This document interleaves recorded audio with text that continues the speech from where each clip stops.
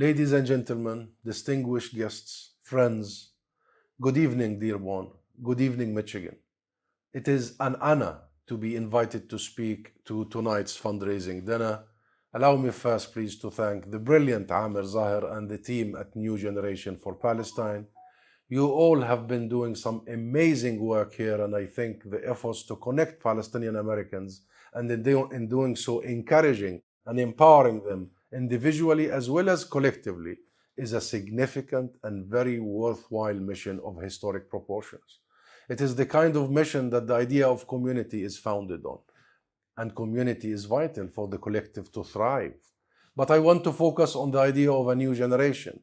It is clear to me that amid the horror of Israel's genocidal aggression all over Palestine and especially in Gaza, something positive, something momentous is stirring all around the world. We see it in the millions who have taken to the streets everywhere in support of the Palestinian struggle for liberation, for justice, and for the equal implementation of law.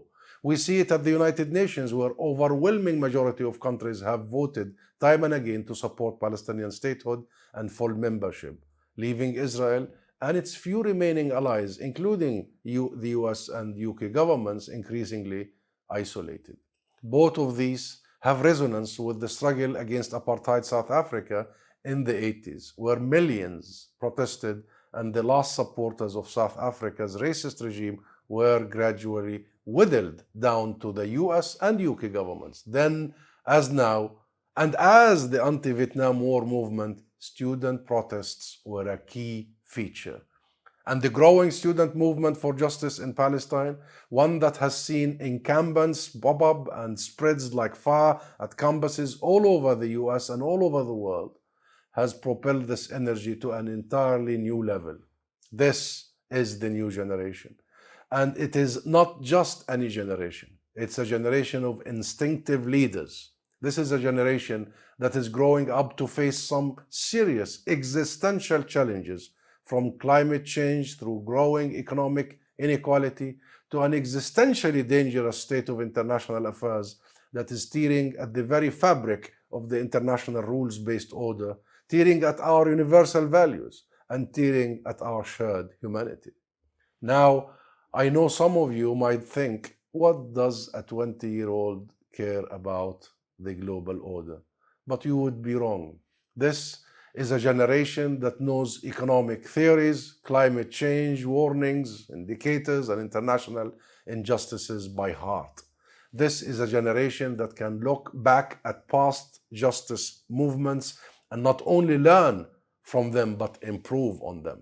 This is a generation that, as the ADL's Jonathan Greenblatt has acknowledged, and this is the first and maybe the last time I quote him, is lost to Israel, because it has seen through the lies that perpetuate the myth of Israel's propaganda, particularly in the United States. This is our generation, not only in the sense that it understands clearly the historical and enduring injustice that has been done to the Palestinian people from 1917, the Balfour Declaration, onward, and is willing to put themselves at the forefront, at the front line of the battle for justice in Palestine. But because it is a movement that in many cases is led by our very own new Palestinian generation, a generation that has grown up sometimes in exile, sometimes under military occupation, without some of the pressure on previous generations that were focused, as they often did, on the survival and on the education of their children, of course following the Nakba of the 1948, which we only commemorated 2 days ago, the ongoing Nakba, the 76 years of ongoing Nakba. Those children, the children of our people who were displaced in the Nakba, have now been educated. They have grown up to be a generation without fear, a generation of eloquent and acknowledgeable spokespeople for justice in Palestine and beyond, that is not intimidated and will not be cowed into silence, a generation that speaks truth to power. This gives us hope. It gives everyone back home in Palestine hope. even in the midst of the Israeli-inflicted sheer human suffering and loss in Gaza and all over Palestine, amid mass murder, mass destruction, and famine. This inspires us all to stay strong, to stay focused, and above all, to stay hopeful. Hopeful, this is the beginning of a wave of change that will sweep all before it. Hopeful that change is coming. This is our moment, a global moment for Palestine, and we must not waver now. Now we redouble our efforts. Now we raise our voices louder. Now we push forward ever more determined, empowered by this wave created by this new generation, our new generation, all the way to liberation, sovereignty, return, justice, and dignity for all. Thank you.